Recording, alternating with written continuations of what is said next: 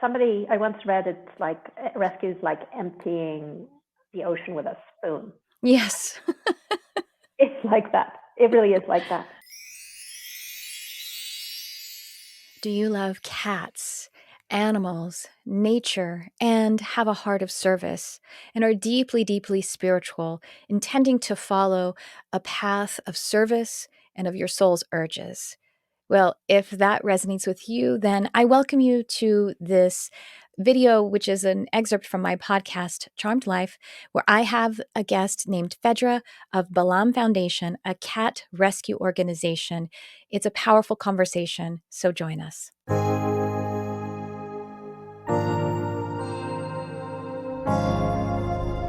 Hello, welcome to my channel. This is Charmed Life, and I am Tricia Carr. I am a spiritual teacher, intuitive channel, animal communicator, and I am here to connect with you and your heart of service and your soul urges on behalf of animals and nature. And so is my guest. This is from a profound and deep and long conversation on my podcast called Charmed Life, and it is with Phaedra Barrett of Balam Foundation. Now, Balam is the name of one of her cats who became Insta-famous. On Instagram, she and Balam have these lively and humorous conversations because Balam has got himself quite the attitude and a really funny voice, and he's very vocal. Phaedra turned that fame into something very powerful and very utilizable for our planet, for all of us, which I'm going to tell you about. But, you can check out the profile for Balam Says. It's BALAM _SAYS, and you can have your day brightened by the conversations that Phaedra and Balam have, as well as the other members of her family, including her cats and her human family as well. It's a really fun and lovely profile. And this is also one of the places, one of the hubs where you can stay on top of the different rescue stories that Balam Foundation is handling, as well as there's the website, which is balamfoundation.org. The Balam Foundation is dedicated to ending animal suffering in Mexico's most impoverished communities by offering free sterilization for cats and dogs, as well as providing rescue, TNR, foster care, and adoption.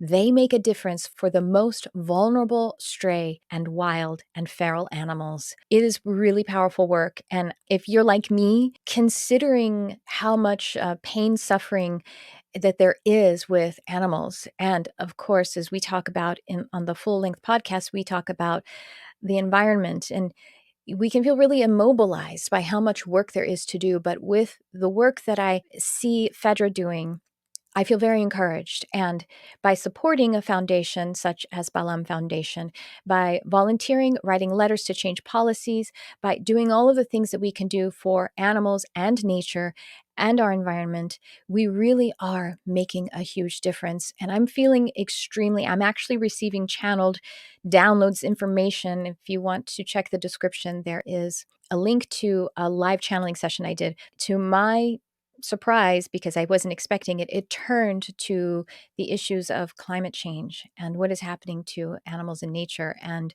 giving us an action plan of what we can do about it, both spiritually and actionably. So that's what I encourage you to check out as we head into this conversation with Phaedra, which is just so beautiful, and the work she's doing is so powerful. So check out this conversation, listen to the full podcast. And for now, here we go, and I will chat with you on the other side.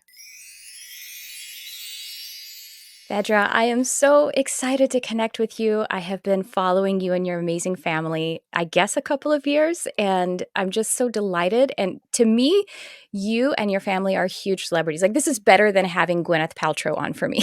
I love it. So welcome to the podcast. Thank you so much. Thank you. Yes, and so for those who haven't had the upliftment in their life for following you and your amazing family, why don't you? Would you like to share with us your journey, the work you're doing, and what we're here to chat about? Of course. Sure. It's hard to know where to begin.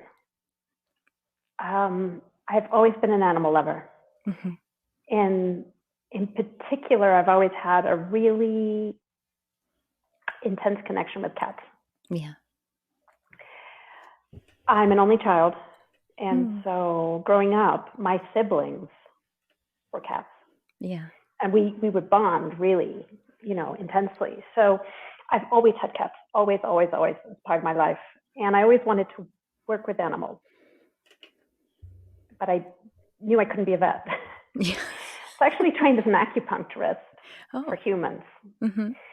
And I always felt like there was something not quite that. Yes, it was a healing art, and that's what I do. Mm-hmm. But I actually need to be working with cats. Yeah. So I came about it in a way that I never could have predicted. My cat Balam from Balam _ says he created a big following for me, and that allowed me. He's actually helped create an avenue for me to actually be able to fulfill my vocation, what I feel is my vocation. Yeah. In animal rescue. So I guess in a nutshell, what happened was he's this incredible Oriental short-haired cat who's got this incredible voice, and we became well known on Cats of Instagram for the conversations that we would have. Yeah. And then what happened one day was I was coming back from a hike with some friends, and we actually saw a dog get hit. Oh. And this dog was my first big rescue. We saw the car hit him, and he went flying. I mean, he flew 6 feet in the air. He flew, and he flew over a bridge. Oh. My friends and I stopped the car. I remember running faster than I'd probably ever run before down to where the dog was, and we found him, and he was alive, which is a miracle because he had fallen into a river. So the water caught him.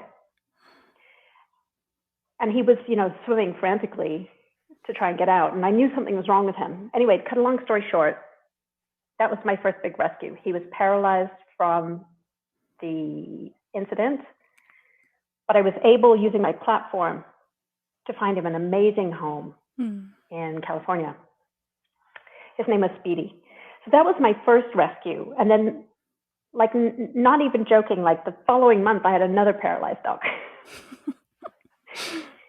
And I managed to rescue her, get her all the surgery she needed, and find her home in the States. And then I thought, okay, this is actually a thing. Mm-hmm. So I applied for 501c3 nonprofit status, and we got that in 2021, and been working ever since. Both in rescue so in other words, I foster. I have a foster to adopt program. We foster and find homes through my pages on Instagram. It's quite amazing because we're sending animals from Mexico to the States, which is amazing because they're getting chances that they would never have here, never. So that's one of the things we do. I mean, I could go on and on. I'm gonna give you some space to ask me anything that you might need to, in case what I just said provoked questions. It's just so beautiful, and I love how you highlight that. Balam was the one who created this, his soul. It's the purpose of you two coming together, and of course everybody else in your family, and it's evident in the reels and the conversations that you have, because Balam is hilarious with his hilarious voice, but it's also how you see him and how you play with him. And it really is a resonance and a synergy of your soul purposes, I think, that is creating this. And I'm just so grateful for it. And it's so beautiful. It's even crazier than that, because let me back up even more, because this really is about a soul journey. Yeah. So in 2012, we were living in London. My daughter at the time was 2. And I remember looking out the window one day, and it was grim, London gray. And I was like, I can't do this anymore. I can't live this life anymore. I don't fit it. It didn't fit me. Yeah. So I said to my husband, look, we're moving to Mexico. And that wasn't so random because we'd met in Mexico. Okay. But he said, I remember him just saying, okay. And I said, yeah, we're moving to Mexico because I can't take this anymore. I didn't know exactly what I needed, but I knew I couldn't spend another day living a conventional life. Mm-hmm. So we reduced our lives to 3 suitcases and got on a plane with our 2 cats, our daughter, not having been to where we were going. We just literally got rid of all the ties. Yeah. And took a huge risk and left. That's amazing. And I really think that in order for us sometimes to find our path, you have to throw yourself off a cliff, so to speak. Yeah. And I think that life will catch you. Like the dog in the water, like your first rescue, the water exactly. Catching him. Yeah. Yes. And I think when you push boundaries, when you put yourself out of your comfort zone, I think that's when magic starts to happen. It's like you're putting yourself in the comfort zone of your soul. That's what you were, and you were pushing the boundaries of construct, of things that were artificial to you, but they still feel like, it feels like a comfort zone. It's a like a field of tolerance, or that. So yes, a homeostasis. Right. Homeostasis is such a powerful drive, but your soul is stronger. Yes. So we threw ourselves into the unknown, and I mean, it's been such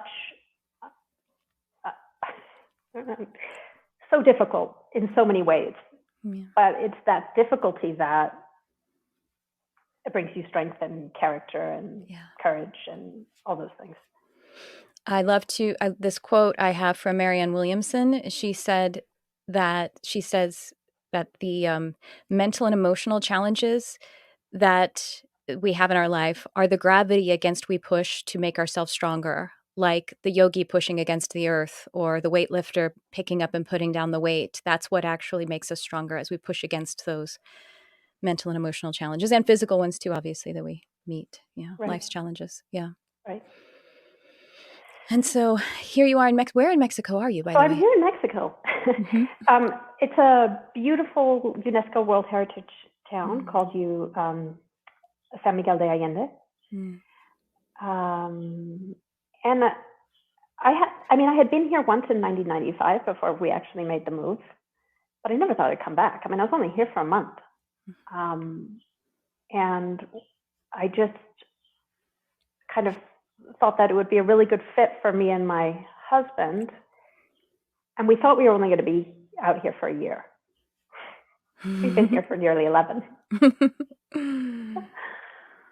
That's wonderful. So I'm all for encouraging people to really follow their hearts, even if you don't necessarily know where it's taking you. Like if you have an urge and it's consistent and there's something always speaking to you, pay attention to it. That's a soul urge. It's a soul urge. It is. Yeah. And the thing that's wonderful about life is not knowing what's going to happen. I mean, why would we do it if we knew what was going to happen? You don't read a book, you don't read your own books, honestly. People don't tend to read their own books. If you wrote a book, you're like, I did it. It reminds me one time, so the audience knows, and I mentioned to you, I'm an animal communicator, and one of my cats, her name is Delilah, and she picked us. She just showed up in my backyard as a kitten and moved in. And, she's a way foster. They do. Yes, they do. Yeah, sitting on the wall, looking at me all flirtatiously. She was totally feral, and I thought I was going to foster her. No, she said, that's absolutely a pass. That's a hard pass on that, because I will hide under the couch and no one will want to meet me. So yeah, she's fostered a family. Well, really, just she grew. She's your average garden variety kitty. Literally grew out of my garden, not literally, figuratively. Yeah, and so she's amazing. spicy and sweet, like just the most wonderful mixture. And she's a small cat. She's tiny. Like she looks almost like a kitten size, like the size of a cat who's less than a year old, but all of the feist you could imagine. And so one day I was on a lost animal case, a cat actually, who had gotten lost, and I was going out to help. And it's just, those are the worst. I mean, honestly, Yeah. lost cases for me are harder than death and dying, because that's natural. It's a natural part, but the unrequited and the not knowing what's happened to your animal is just the most painful. So I was going out and I like kind of kissed all my cats, and I said to Delilah, will you pray for me, that we can, we'll find her, the cat. And I can hear her telepathically. Again, I could tell, because it's so not my own thought. It's the spicy way that she would talk. And she was like, why would you be so like harsh about like needing prayer? I mean, we found each other. So, I mean, anything is possible. Why wouldn't you just assume that it's possible the way that we found each other? With just such like certainty, like how silly of you to be in such angst that it might not happen. And she didn't actually come home, but the point was my attitude. And she really gave me an attitude adjustment about that, like just the foregone conclusion that things are turning out. If we found each other, what else? I mean, you had to come to Mexico to connect with all your family now. I mean, your animal family and all of the animals that you're rescuing, and you didn't know that. I didn't know that. And actually, I didn't finish my story before, because when we got on the plane with our, reduced our lives to 3 suitcases, and we had our 2 cats with us at the time. One of them was my soul cat. Mm-hmm. And he died about 2 or 3 years in after being here, tragically and suddenly. And I never got to say goodbye to him. I'm so sorry. And actually, I credit him with everything that happened after and everything that's happening now. Yeah. Because it was actually his death that made me look for Balam. And the minute I saw Balam, I said, him. Mm-hmm. He needs to come with me. I knew it because I could tell in his eyes he needed to be with me. Yeah. It was just a photo I saw.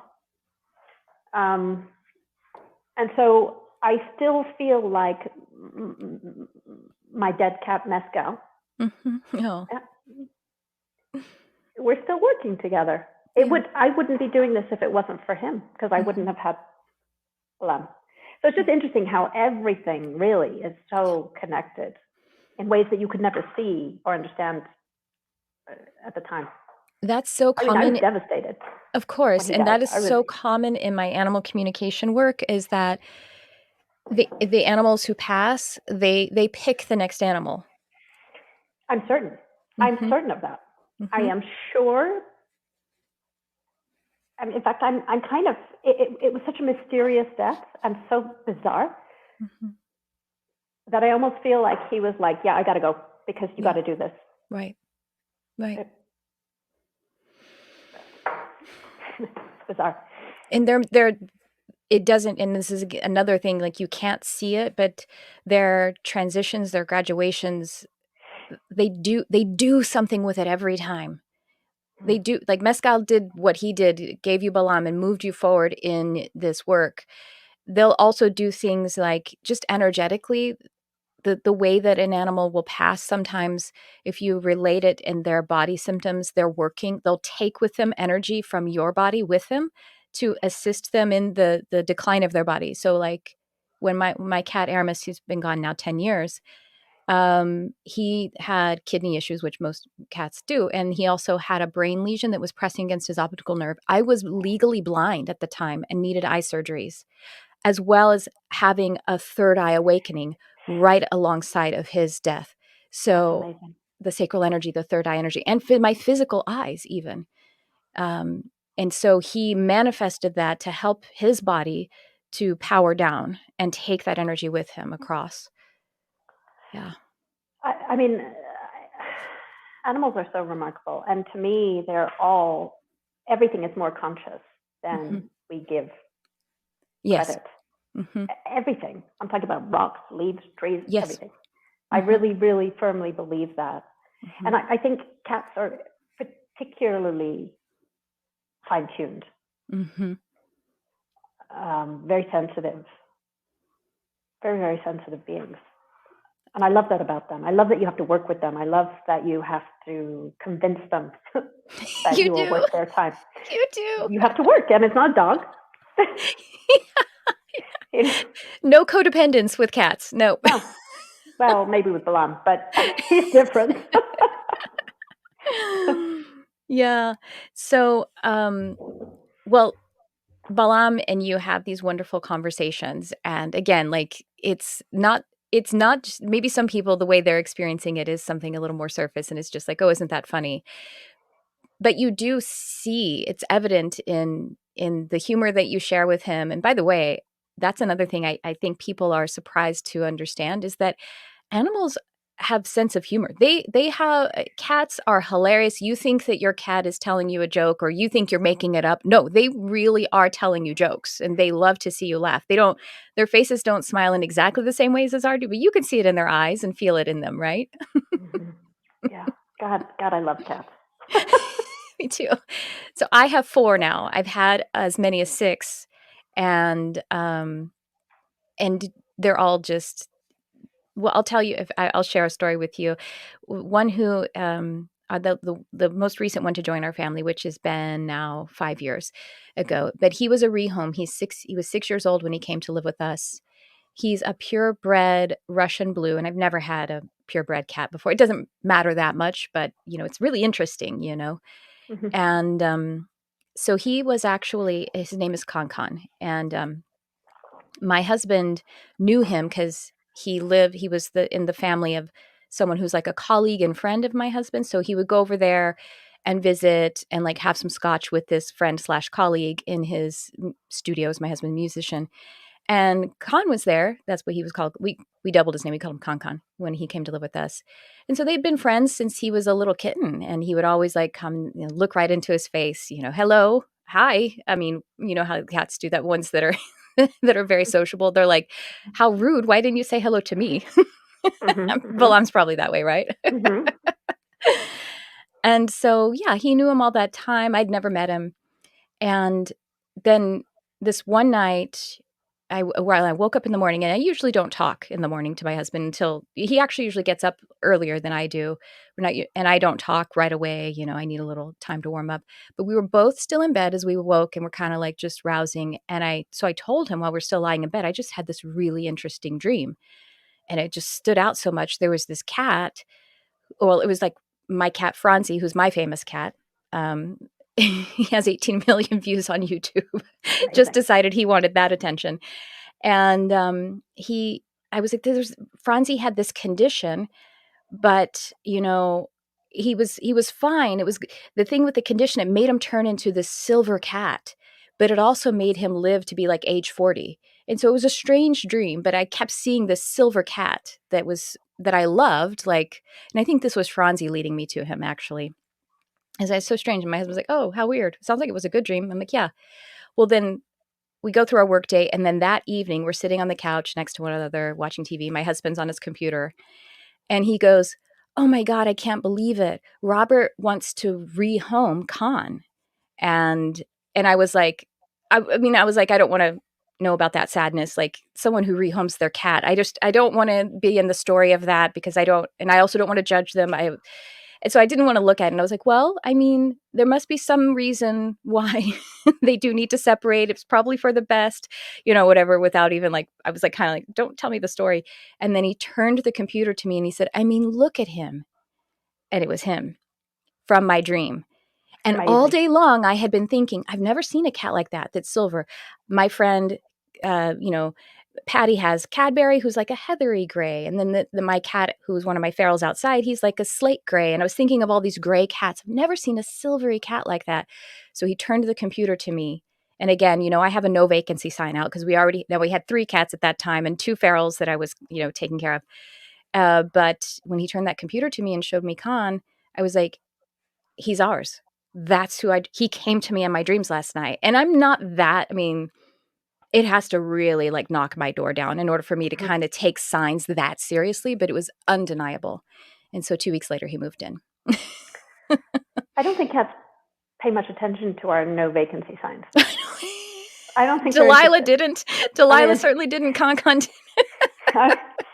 They have their own agenda. Totally. Yeah, that was for me. That's so that I'm not out there just like collecting them. Right. Right. Yeah.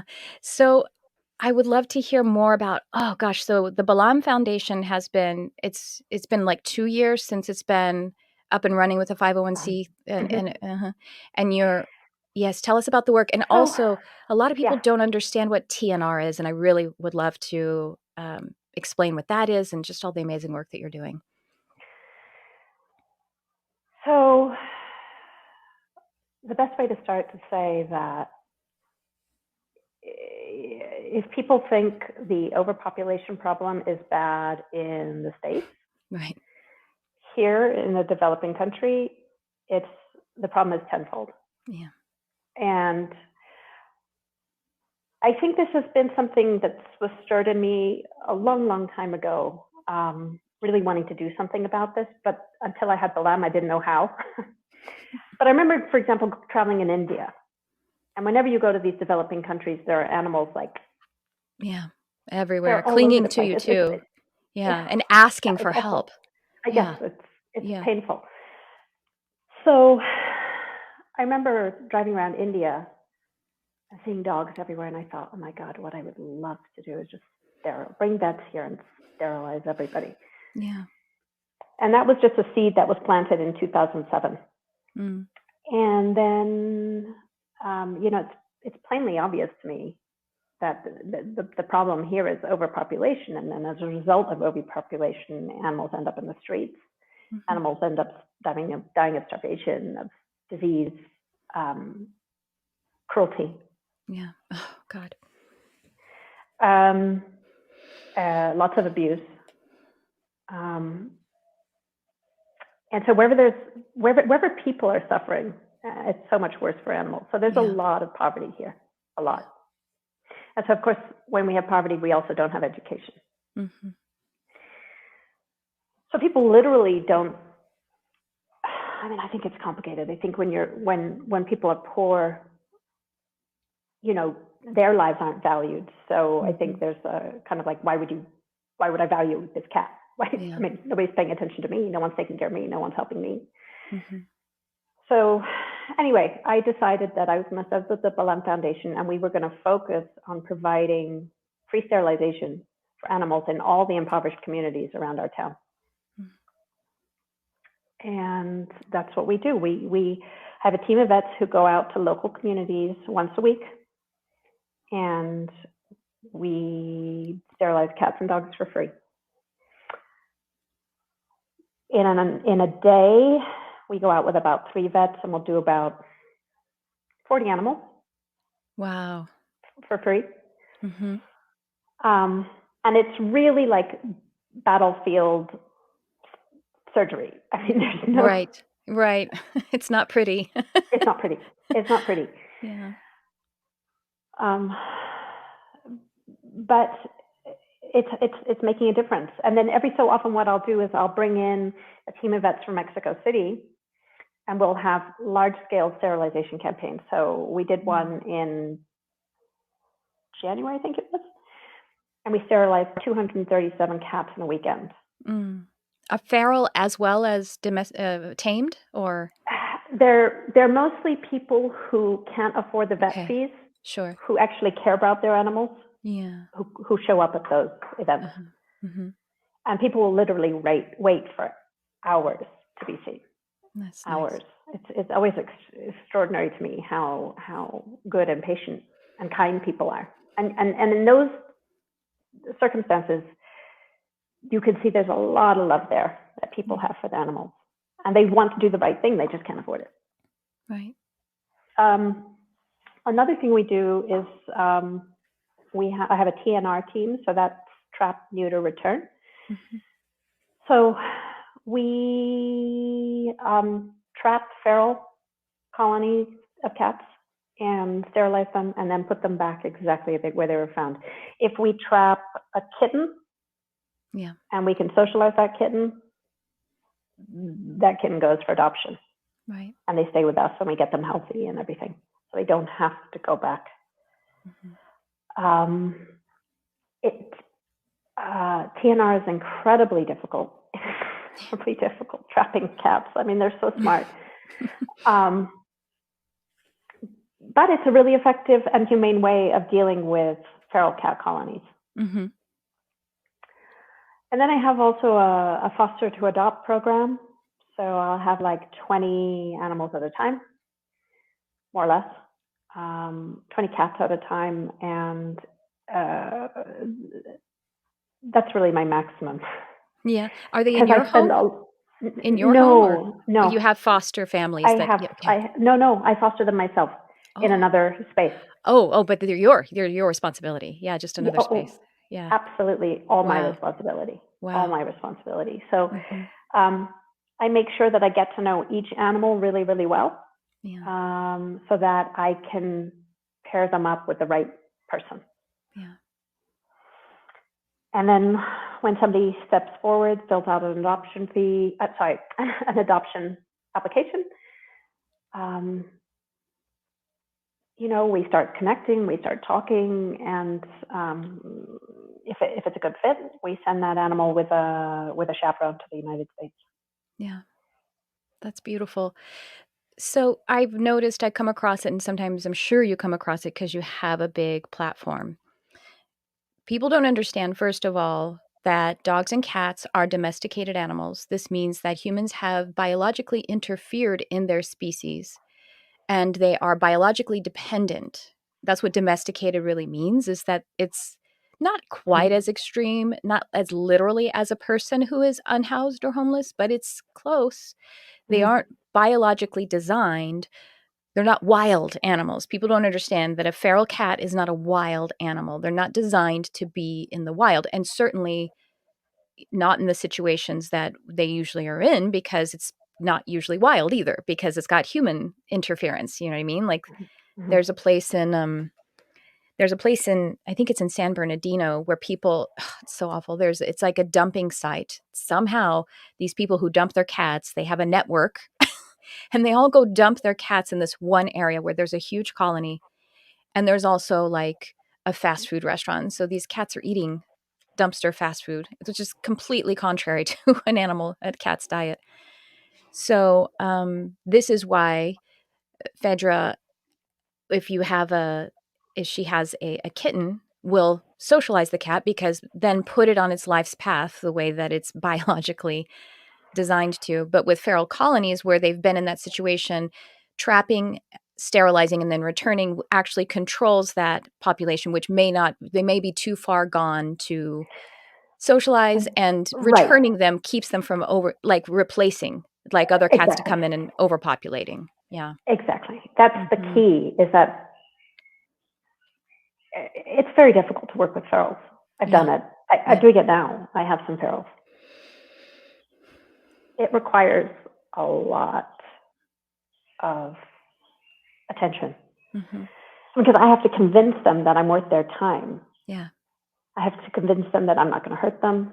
And they've all had negative. They've had years of conditioning that humans are dangerous. Yes. Yeah. Yes. That's why you see my finger. Like. Yeah, I saw that. Yeah. You got a boo-boo? That's a feral. Somebody got you. Yeah. Yeah. But feral cat colonies are actually really, really important, because what they do is they provide us with free, non-toxic rodent control. Yes, that's true. So we need them. If we didn't have cats, we'd be up to here with rodents. Yeah. We really need cats. We really need big cats too, because big cats really, really help in that regard too. Yeah. I have trapped and I've trapped and returned 3 cats. And one of them is the mother of my cat Delilah that I told the story about. And she actually met her demise about a year after I trapped her. So she had Delilah, but then I didn't really get acquainted with her until the next time she had a litter. She wasn't like homing or coming around, but then she brought her 3 kittens of that litter to me and looked at me through the door and said, I need help. I can't handle they were, they were about probably 6 weeks old at that time. They were ready to, start to separate. And so I trapped her babies and they all got home. They have wonderful homes. And then I trapped the mom, and her name is Marisol, by the way, and spayed her and put her back. But about a month after that, she ate poison in someone's yard who was trying to kill squirrels. Yeah. So, I mean, I'm still resolving feelings about that. Like, should I have tried to? It's so hard to, like you said, it's No, hard to, I know, it's hard to you know. can't, because this is the thing, because we had an awful incident recently. And I came to understand that if somebody says to you, when you let her go immediately, when you get initially, if somebody says to you, people put poisons in their yards and she may eat it, and you still do it, I mean, you can't control all these things. You can't control all these variables. And we had something similar happen recently, and it was a trapping that went completely wrong. We set traps, and we put the traps in a hotel. It was a really kind of swish hotel. It was there were walls around it. We were told that the night watchman was going to watch the traps. Mm-hmm. Somehow, a pack of wild dogs got in, managed to kill one cat that had been trapped. Inside the trap? Inside the trap. Wow. How? So you can imagine how horrific we felt. Yeah. I mean, we were beside ourselves with grief. But I came to realize that if someone had said to me, there's wild dogs in the area, maybe we'd have, but it wasn't even a thing that I could, it wasn't even in my, we had no idea. We had no idea. It's still, and that's true, but it's still something I work out on you know what I mean? It's because we are guardians, because we are their physical guardians, and because collectively we have put them in the situation that they're in, big picture, big picture, and sometimes specific picture too. So it's like, was the alternative that I tried to socialize an adult feral cat with my other 3 cats that I had, at the time. I didn't have the 4th one yet. It didn't seem like the most responsible. It seemed like it wasn't the most responsible thing to do. But I actually, also, I was thinking she was going to come in. Some cats transition from feral a little bit more naturally. And so I was like opening the door and putting my hand out, and she was coming close. So it just, I don't know. It just didn't work out. Her higher self pulled the plug. That's, I think, one of the first things we learn in rescue is that sometimes things go really wrong. Yeah. Even when we're trying to help, things can go really wrong. Yeah. And we don't have control over everything. I think at the end of the day, we can say our hearts are in the right place and we're trying. That's what we have to do.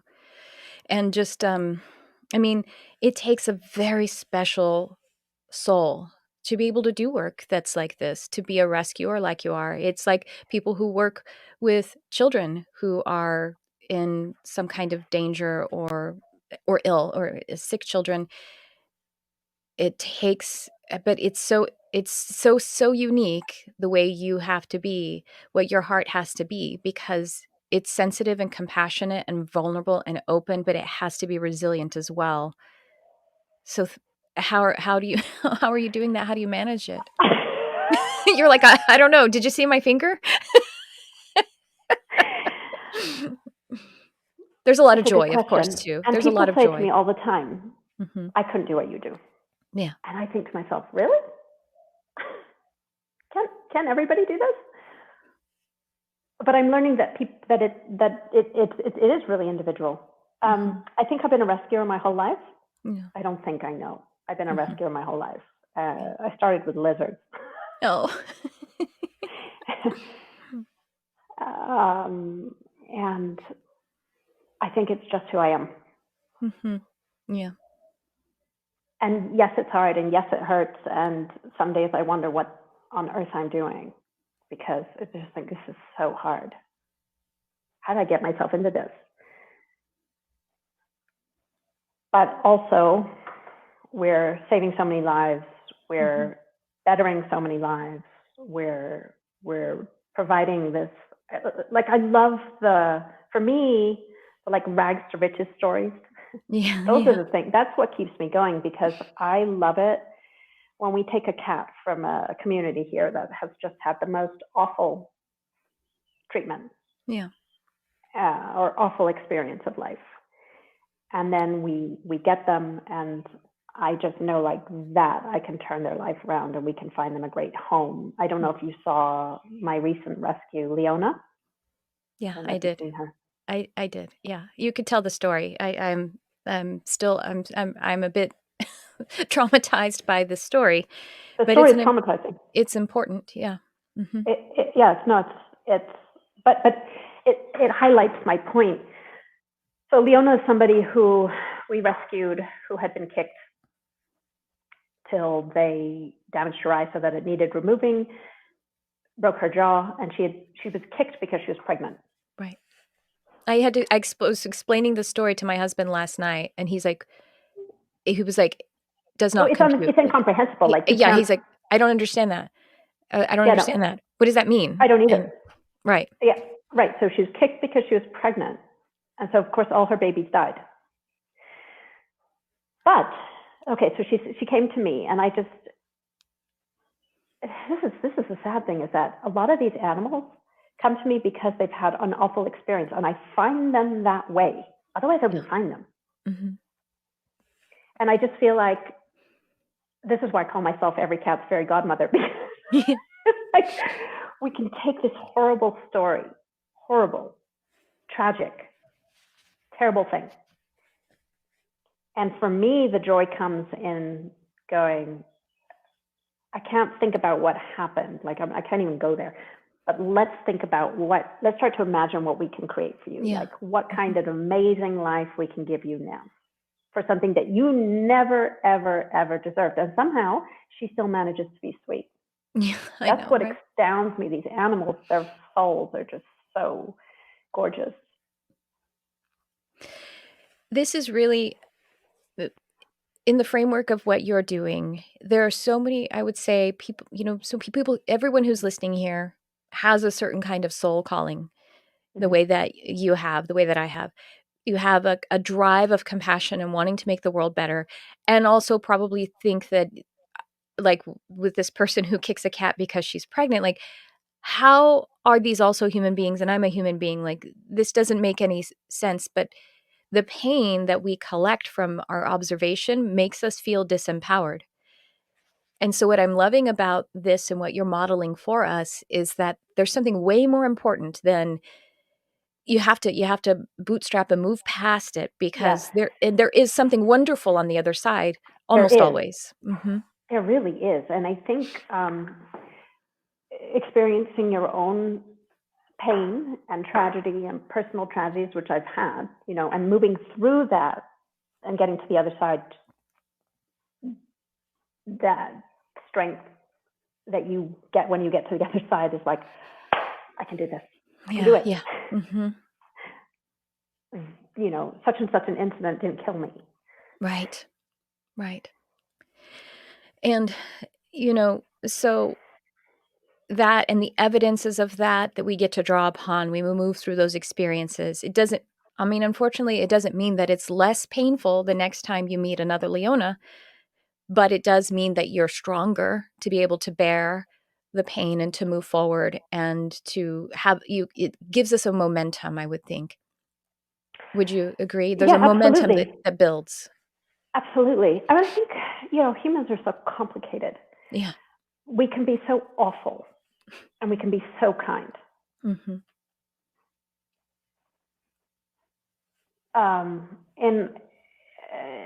And also in reflecting on how I got started with this to begin with, one of the things that I think I was drowning in depression and despair before I started Balam Foundation, actually, because I felt so powerless. You know, I love this planet so much. Yeah. And to just constantly witness the destruction is too much. It's too much for me. I can't handle it. Mm-hmm.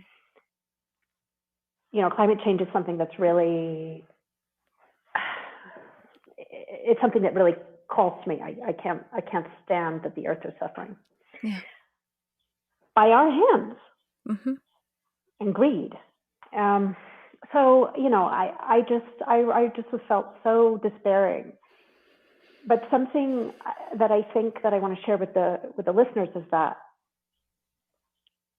you kind of have to go where your pain is. Oh God, I'm writing that down. That is like, wow. You have to go where your pain is, because that's what's going to, that's what's going to save you. That's what's calling out to you. That's the sense of calling. I can't stand to see this animal suffer. I have to do something. This is painful for me to watch. Yeah. So in you know, in feeling all that compassion, it makes action, and then the action, you can create something wonderful. Yeah. That's really what you're describing, or the way you so eloquently just put it out there for us. That's what transcendence is. Transcendence doesn't mean to leave and float away from something and bypass things. It means you have to go through the thing. You have to go through it and survive it and become better because of it, and stronger. Mm-hmm. And we have choices. Mm-hmm. You know, we have choices to be good. We can choose kindness. We can choose, you know, Mm-hmm. I choose to be kind. Kindness is really important value to me. Like, yeah. I say to my daughter, you can be anything you want. Well, one thing I insist is that you be kind. Yeah. I don't care. She can do the rest is up to her. But kindness is a must. You know, one time kindness changed my life dramatically. I was in a depressed and unhappy and really, really not living not working in a fulfilled way. And I had like it was this new job of the same bullshit, of the same painful thing. And I decided, you know what? I can see the pattern. It's going to repeat itself. I can see that if I complain that it's this person's fault or this person's fault that I work with, that those are just the same patterns with different names. And I'm the common denominator. So what can I do? And I just decided I'm going to keep doing it. I'm going to be okay with the fact that I want things to change and I'm ready to move on from this. And I don't know how to do that, but I can be kind. So I'm going to make that my mantra. And I was walking into that work situation saying, well, I'm going to be kind. And even if someone comes to me without kindness, I'm going to still be kind. Not let people walk all over me, but you can somehow work those measurements. And it was actually just 2 months later that I was out of that situation and changed my life. And my life's work started to really change dramatically. So that was another kind of soul calling. It was, yes. And by the way, all of those things, if we stitch those timelines together,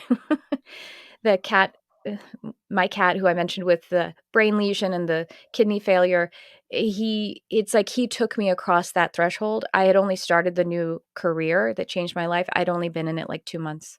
And it's like he took me across that threshold and said, my work's done now. And by the way, also the month before he passed, I got the 2 cats in my family now. And I didn't know he was passing. I thought that he, they were going to be his little like guide at cats because he had lost his sight. I thought, oh, these kittens will be able to help him navigate the house. I thought I was, in the mindset that he was going to be living longer. But, he picked the next 2 cats. He got me across the threshold of changing my life in a way that was helping to empower me and move forward into the calling. And then he said, my work is done. Well, it's a very similar story then to mine. Mm-hmm.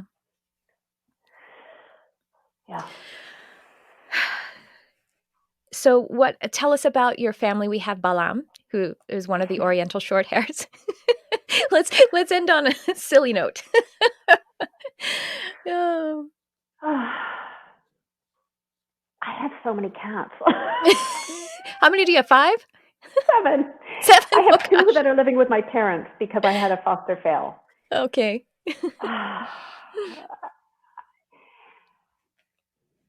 um, you know, they just are these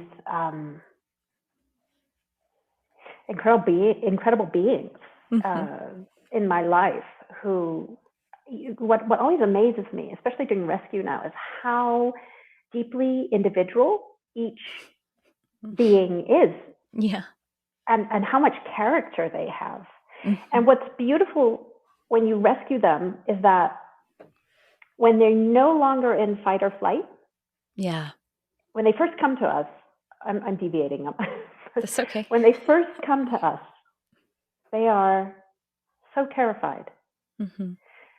And then as they start to realize that we're feeding them, we're taking care of them, nothing bad's happened. Worshiping them. Relax, right? And they're like, oh, should do everything for me. Right. Their character starts to come out. And I'm constantly amazed at, when you really give your energy and attention to an animal, that's when their character is really going to start to come out. You really enable them to be themselves.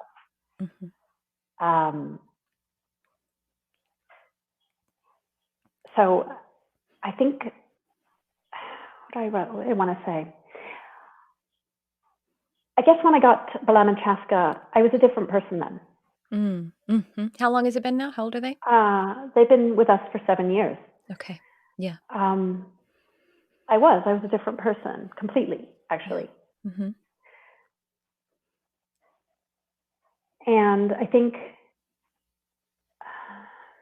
just as I've started to do this work and I've gotten, more and more cats and helped more and more cats, I guess I just want people to know how, people who are listening to this will know already, but they just really, really just deeply so enrich our lives. And so I just feel like my life is so rich because I have all these experiences of all these characters, not just the ones who live in my house under my roof, but the ones I'm fostering too. It's so hard for me to let go. I can't imagine. I have done that before. And one of Delilah's siblings from the other litter, I only had him and he was one of those feral kittens that just somehow wasn't feral. Like I could touch him right away, and then I was absolutely destroyed and cried and cried. And he was with me for 2 days, but I bonded with him so hard and he imprinted on me. And the strength it takes for you to do that piece, let alone all of the other things. I guess what I'm learning, and I don't mean this to sound in an egoic way at all, but I guess I'm learning my own strengths. I don't think I knew. And I don't think we know until we do something. And when you're learning it, you feel so weak. You keep feeling weak in order to learn your strength. Does that make sense? Yes, of course. Yeah. Of course.